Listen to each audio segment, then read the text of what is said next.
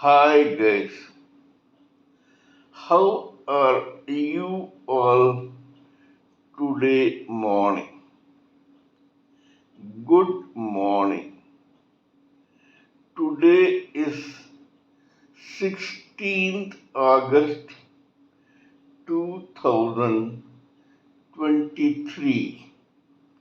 My name is TSV Raghavan and I live in Chennai, Tamil Nadu, India. This is my spiritual vlog on YouTube. Hardan, Hardan, Hardan, Haribol, TRSV, Nectar, NECTAR, Nectar. Thus, the complete name is Hardan, Haribol, TRSV, Nectar. In this particular vlog, in all my previous videos, we have been discussing and analyzing at length the topic of or the knowledge and information that we have gleaned through the study of spiritual books, scriptures, contemplation on the material universe, and meditation on the spiritual universe. This particular video in this vlog is no exception to that rule. In fact, it is a mere continuation of what we have been doing in all my previous videos. After analyzing these topics for a while, we have today come to realize that we are actually living entities in this material world who have actually come as servants of God to carry out His assignments for the sake of the Supreme Personality of Godhead. These assignments may be material or spiritual, and we are given such assignments by the Supreme Personality of Godhead, depending upon trial and error on our behalf, thus finally culminating to our own evolvement. Initially, all of us come here just thinking that we have come to lord it over the material nature. At that time, we are just raw spirit souls.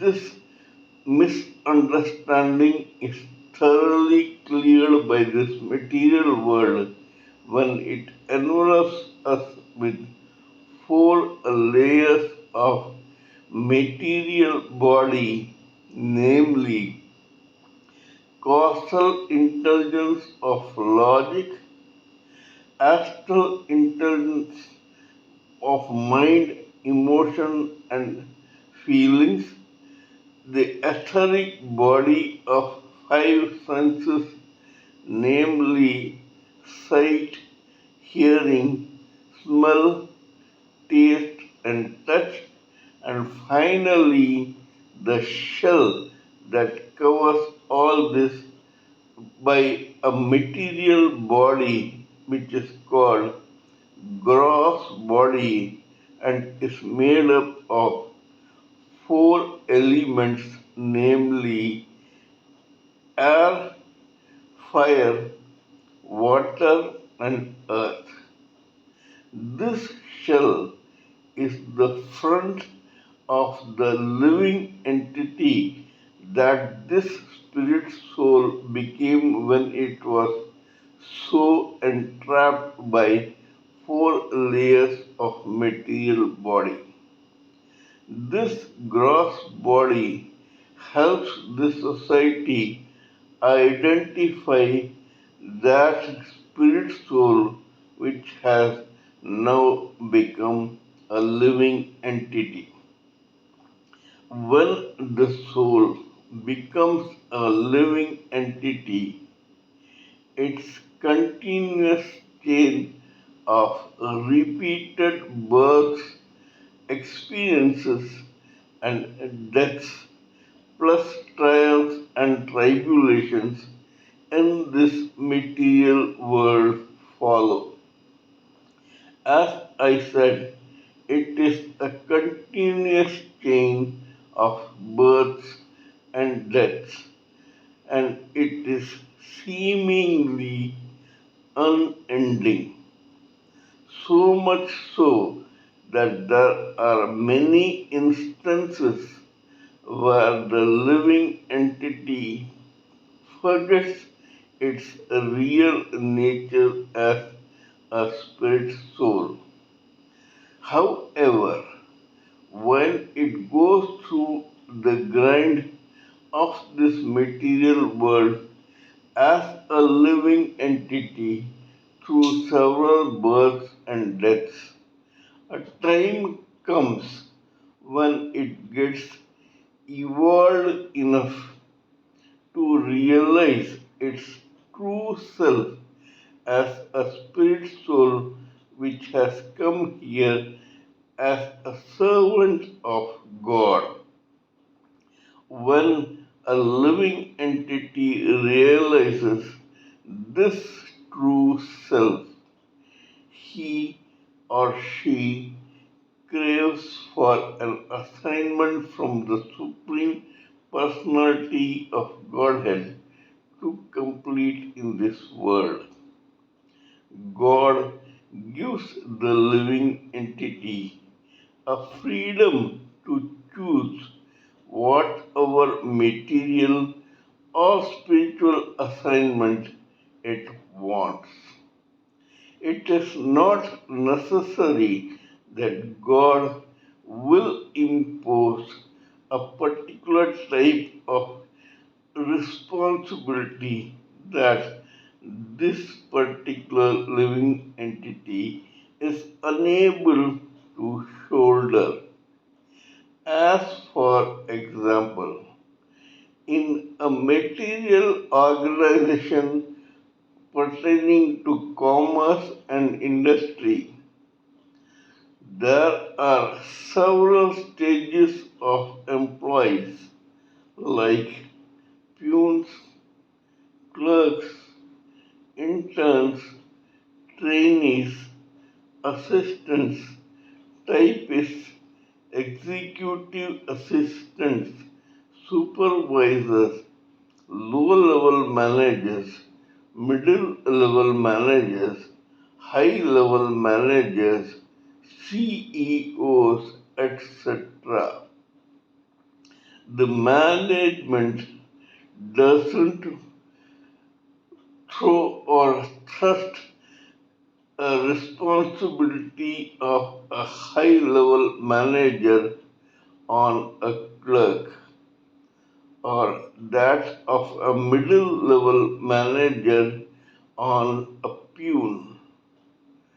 A low level manager's responsibility on an intern or a trainee. These are wrong decisions, and it allows every person to gradually step up the ladder of responsibility and authority in that organization. Similarly, When it comes to the Supreme Personality of Godhead, he trusts only that much responsibility and only that assignment which a living entity can carry successfully. Even here, it is not necessary that that living entity will carry out that assignment successfully in one particular birth. It does not happen that way. Suppose I have taken one particular responsibility and I feel that I can successfully complete it, but nature, the material world, and the Supreme Personality of Godhead know better. They know that I am too small or weak to complete it successfully in this birth.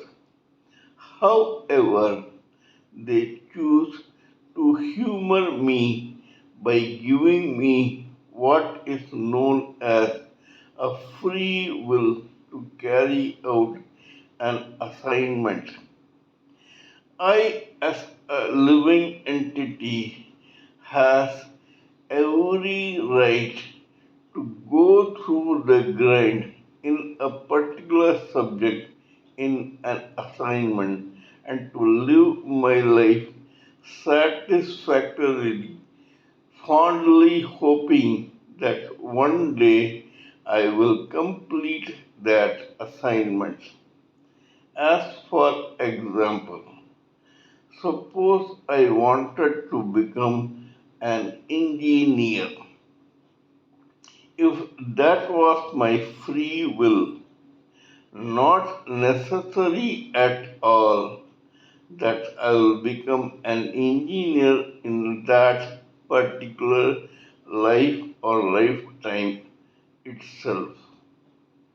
Initially, knowing my mind and my attraction towards engineering, I'll first be born as a laborer in a construction site. When I live some time here, even in this lifetime, I may quietly or successfully graduate to becoming a team leader of workers in a particular project. Then comes supervisor.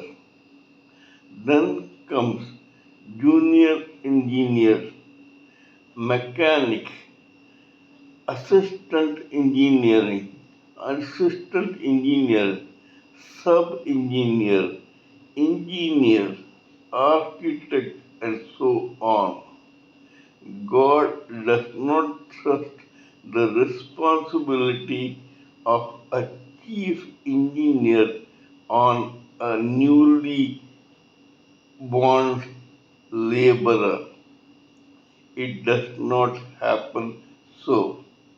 But before you get depressed, let me remind you that I, as a living entity who joined this engineering field and began my journey as a construction laborer, may complete my work in that direction to some extent before I pass on.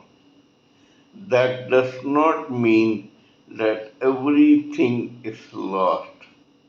My karma in that lifetime is stored as a sanchit karma in my superconscious memory, and when I take another birth, the same experiences that I went through in my past birth come in handy in the next birth. In the next birth, I may be a seeded player in the sense that initially I was born in a laborer's house, but next time, after I have begun going through the grind in that process, I may be born in the family of a team leader or a supervisor. This goes on and on till the living entity that is me gets finally evolved enough to graduate and become an engineer. Once this happens, it depends entirely on me and my own karma and destiny as to what lengths I will go in that particular birth, in that particular engineering field. This is how life happens to every living entity in this material world. However, before we jump into a conclusion, let me remind you that there is a level even below that of a person who realizes his or her true identity as a spirit soul and a servant of God.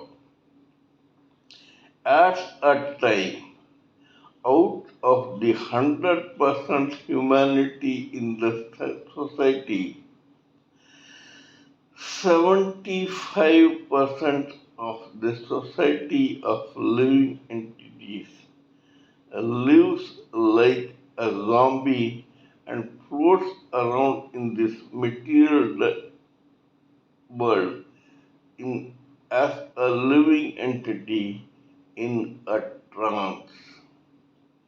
75% of the society cannot understand or realize its true identity because it is still not evolved enough. However, of these 100% living entities, some get evolved enough to come into the bracket of the final 25% of living entities.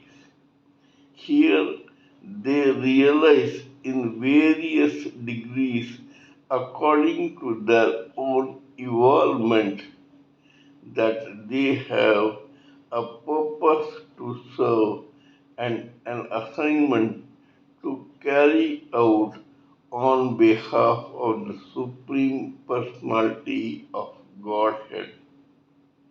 Of these 25%, 20% are those who prefer to carry out some material and not spiritual assignments because even here they may be superior in evolvement than the 75%, but they are not even now evolved enough to carry out spiritual assignments. Only 5% of the humanity, after several repeated births and deaths, and after realizing that it is a servant of God which has come here to carry out a material assignment and successfully completes that material assignments, finally begins treading the path of spiritualism. This category of living entities is in the 5% bracket of living entities. Saints, monks, heretics, meditators, rishis, maharishis, sages, intellectuals, spiritual teachers, godmen, celestial beings, ethereal beings, sattas, those who are happy living in another dimension than the one in which we are all living and struggling, are the people who belong to that 5% category.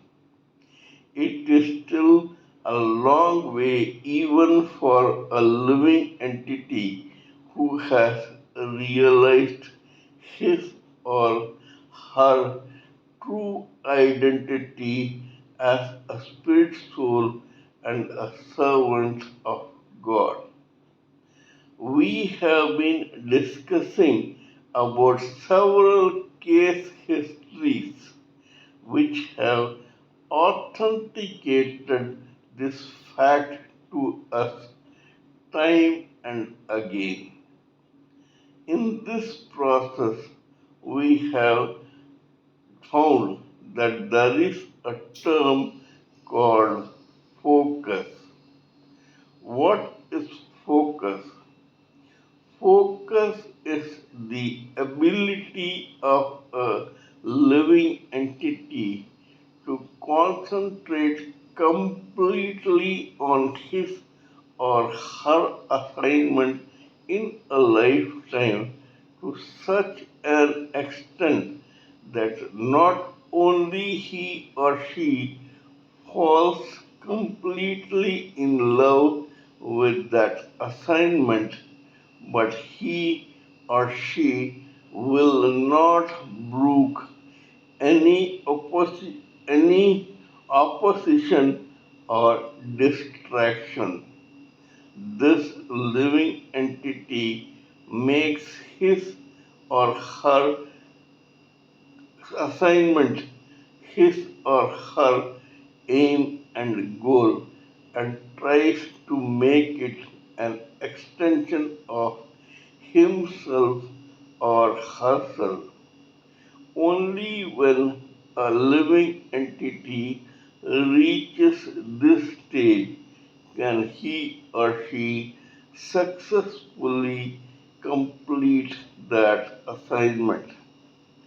Before you come to any conclusion, let me remind you that even this process is step by step and it takes time and several lifetimes to achieve this position.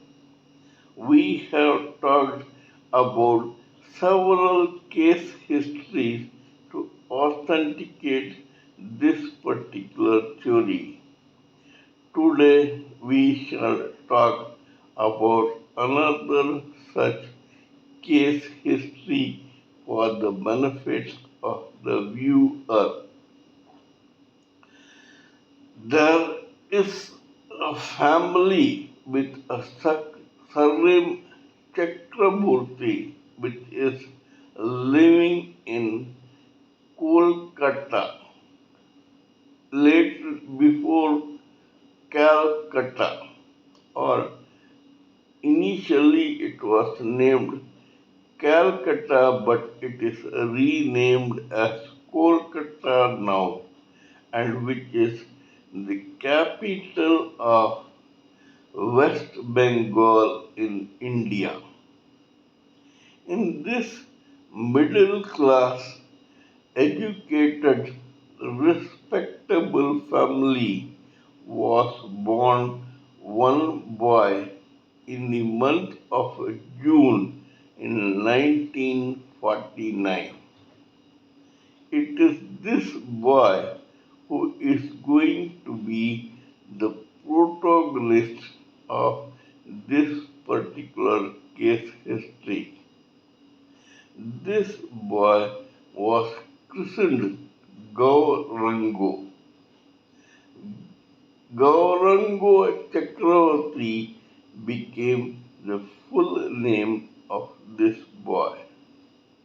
Though Gauranga means white complexioned, this boy was born quite dark skinned.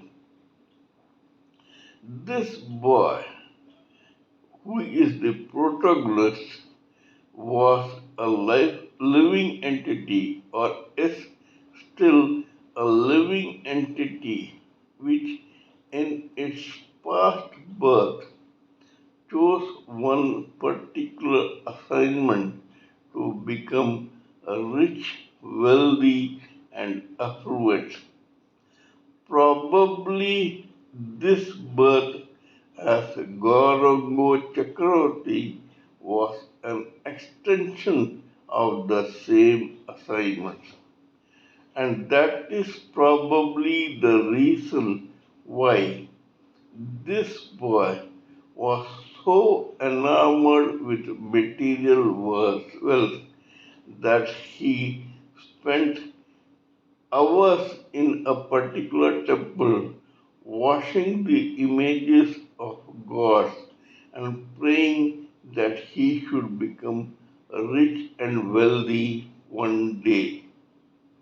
Not only that, in his own account or version, he has unabashedly accepted that he was jealous of all school students and colleagues in his school or class who wore expensive clothes and jewelry to school just because he himself was middle class and hence his father was not able to afford such luxury.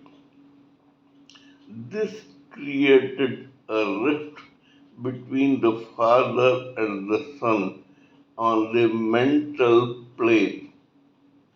These two had frequent quarrels and arguments, so much so that one day when he was in his early teens, this boy, Gaurango Chakraborty, drifted away from his own family and started wandering aimlessly in the streets of Kolkata. This was in the mid to late 60s and early 70s. The Naxalite movement was in vogue in West Bengal and other states, and it took this boy into its fold just because this boy found that he could get 2 or 3 square meals a day in some of the Naxalite camps. He had no theoretical inclination towards Naxalism. The others were more devoted. Because now this boy had left his house for good and joined the Naxalite movement, this boy went through some training in which he mastered the arts of martial arts, karate, kung fu, etc. One day in 1971, a war broke out between the fanatic Naxalites, and the Central Reserve Police Force of the Indian Police. This battle raged all night long, in which several were killed on both sides and several arrested. The government came down heavily upon the Naxalites. This Gorago was also initially arrested by the government, but when they found that this guy had nothing to do with the movement and he had come into it only for food, they got amused, skeptical, and kind towards him.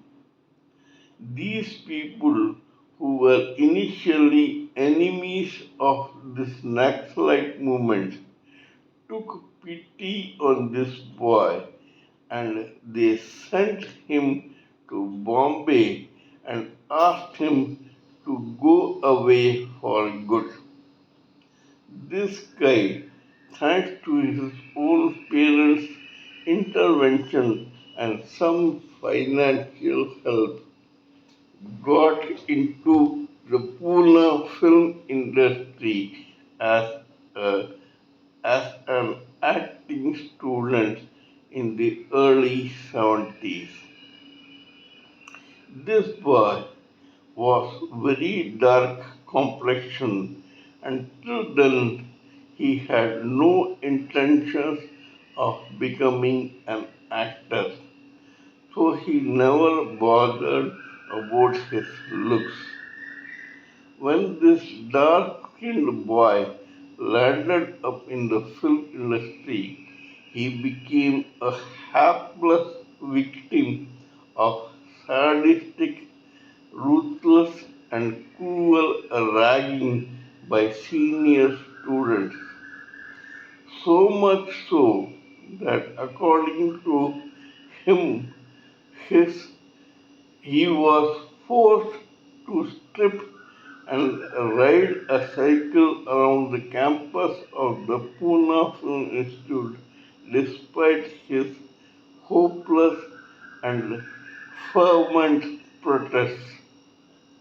The ragging students were very callous to him. However, just because of his own ambition and focus on his assignment, this boy survived this torture and this torment. He finally graduated from the Film Institute and began struggling for roles in the Bollywood Hindi film industry. Slowly but very slowly, this boy began succeeding as a dancer and then a bit part player in various films. However, now his own destiny and fate had begun noticing him. His mettle, his resolve, and his determination to succeed in carrying out his assignment to become a wealthy person. Slowly but steadily, this guy began getting better and better and bigger roles, and he began earning money slowly but steadily. After some time, he landed lead roles in C grade and B grade films, and through them he began earning money. This went on for some time till he got lead roles in A-grade films also. Even here, he went on interview to the press claiming that he was not interested in becoming a film star or an actor, a successful one, but he just came here for the money. Money and wealth became his sole assignments in this world. He fell in love with this particular bull's eye or aim, and he started concentrating only on making money through this profession as an actor. Believe it or not, his films began began becoming hits, and he had a very huge fan following not only in India but also abroad. Several of his films became super hits, and then he took another step in that direction. He left this film industry for good, took his money and invested it quite prudently in the hotel business.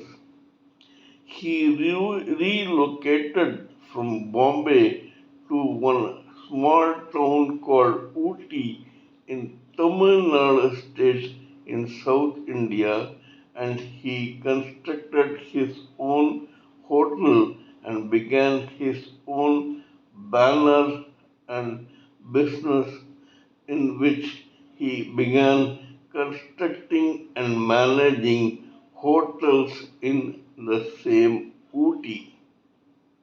At that time, too, he, as a prudent businessman, struck deals with other producers and directors so that they all joined together and began making movies in which his own hotel and location could be used for food, clothing, shelter, and shooting for those film units. These film units were so enamored with him that they began giving him lead roles. This way, this guy was not only a successful hotelier but also a successful star of sorts in movies which could have been B grade but which were still successful. God helps those who help themselves. This boy, this living entity, must have started his journey towards the successful completion of his assignment to become a wealthy person several lifetimes back, but slowly and steadily, step by step, he rose up the rungs of ladder of wealth and achieved this particular enviable position in this particular lifetime itself. This shows to us how even the cat or the rat can defeat a mammoth elephant if it has a willpower to do so. Where there is a will, there is a way. As Napoleon Bonaparte once said, limitless ambition, ceaseless industry, and determination to succeed are three main criteria to succeed in a particular assignment in a particular lifetime. This boy, Gaurango Chakraborty, had renamed his name for the screen and tinsel town as Mithun Chakraborty. Mithun Chakraborty most unexpectedly reached such dizzy heights in this society that even those who knew him from his younger days are taken by surprise, envy, and disbelief. Those who had chosen to ignore him initially now took his name with fond reverence. They respected him and they made him a star of sorts. We have to take a leaf out of the lifetime of Mr. Mithun Chakraborty to realize how one can become great if he or she determines and is steady in his or her path towards his or her goal or assignment in life. Focus is absolutely necessary to reach dizzy heights. That is all I wanted to say in this particular video and case history. Kindly let me know what you think of my talk on this particular subject. Please give me your own expert opinions, thoughts, and ideas so that I may blend everything together for the sake of this society. Till we meet in my next video, it is good morning from TSV Raghavan. However, before concluding, I would like to remind you that I am also a published author with Amazon Kindle and paperback. I write on spiritualism, fiction, and assorted subjects. Spiritualism happens to be my favorite subject. So let us conclude this video in this particular topic of today and say good night or good day to each other.